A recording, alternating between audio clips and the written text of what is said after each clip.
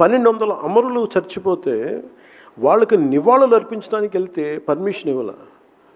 చిన్న పిల్లలు అందరూ కాలేజీల్లో స్కూల్లో చదువుకుంటున్న పిల్లలు యువతని బలి చేసి నాయకులు గద్దెలకు ఎక్కారు. నాకు ఎందుకు తెలంగాణ మీద అంత గౌరవం ఉంటుంది? ఆ యువతను చూసి నాకు నిజంగా గౌరవం వస్తుంది. ఒక నేల కోసం ఇంత ఆత్మ బలిదానాలు చేసుకుంటారా అనేది.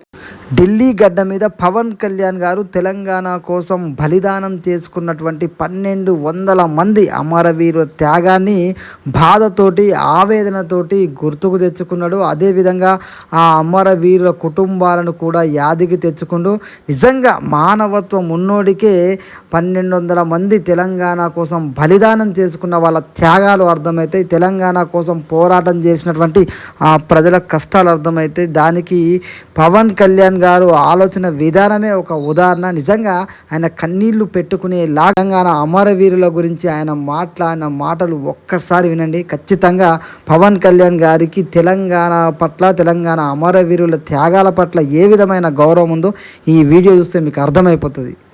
ఇప్పుడు ఈరోజు 1200 మంది మన సాగర్ కానీ సంపత్ నాయక్ కానీ వీళ్ళందరూ మాట్లాడుతుంటే 12 మంది అమరవీరులు చనిపోతే మీకు వాళ్ళని గుర్తించడానికి 12 సంవత్సరాలు కూడా ఇంకా సరిపోవట్లేదా మీకు? 1200 యువత కుటుంబాలు ఈరోజు అందరం జెన్సీని మాట్లాడుతూ ఉన్నాం. What happen to the people who last there lifes? 1200 people had last there lifes. They were young kids.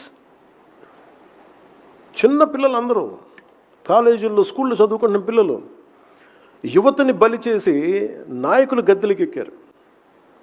ఈరోజు జెన్సీ గురించి మాట్లాడుతున్నాం. Before Gen Z there is always one generation, a young generation who had lost, maybe in confusion, maybe in emotion. They went to Naxalism, they went to different walks of different kinds of ideologies. Telangana సాధనకు కూడా నాకు ఎందుకు తెలంగాణ మీద అంత గౌరవం ఉంటుంది? ఆ యువతను చూసి నాకు నిజంగా గౌరవం వస్తుంది. ఒక నేల కోసం ఇంత ఆత్మ బలిదానాలు చేసుకుంటారా అనేది. నేను తెలంగాణలో పుట్టలేదు, కానీ తెలంగాణ యువత తాలూకు బలిదానాలకి నన్ను కదిలించేసింది. 1200 అమరులు చచ్చిపోతే వాళ్ళకి నివాళులు అర్పించడానికి వెళ్తే పర్మిషన్ ఇవ్వాల.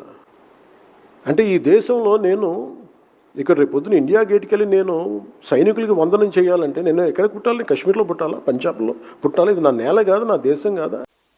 2014లో కాంగ్రెస్ పార్టీ ఆంధ్రప్రదేశ్ రాష్ట్రాన్ని విభజించిన తీరు మీద మనం ఆవేదన వెలిబుచ్చాం తప్ప ఇక్కడ తెలంగాణ రాష్ట్ర విభజనని జనసేన ఏ రోజు కూడా దాన్ని అడ్డు చెప్పలేదు.